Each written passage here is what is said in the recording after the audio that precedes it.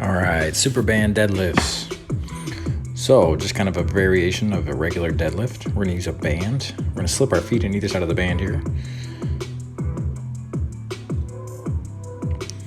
And then you're gonna kind of set this up almost as if you're doing a kind of a conventional deadlift, but because of the way you're grabbing the band there, sometimes the hands are kind of inside the knees a little bit.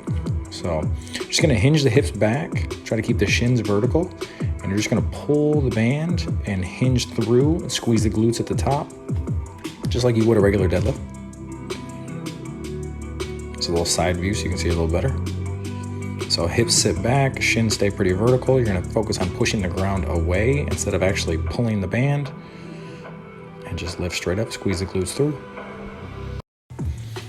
All right, we got a sumo version of this. I'm using a little thicker band. I'm going to take a little wider stance. Toes are gonna point out a little bit. You could use just that portion of the band, or you could reach down and grab both portions of the band, which is gonna be obviously much heavier because you're doubling the tension. So, same rules apply with like a sumo deadlift. You're gonna reach down between your knees instead of outside of your knees. And obviously stance is wider, but you're still hinging those hips way back, keeping the shins vertical, and then trying to pop the hips through at the top. So I almost like to envision my chest and my hands are kind of tied together, and one can't move without the other. So then therefore you're leading with the chest, and then you pop the hips through and squeeze the glutes at the top. Again, the cue is sometimes to try to push the ground away instead of pull the band up or pull the barbell up.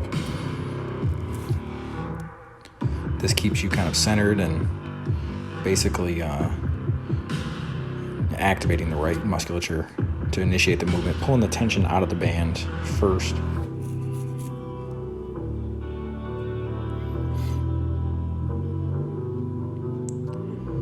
And that's about it. You're just gonna pop the hips through, do repetitions, whatever is allotted for you.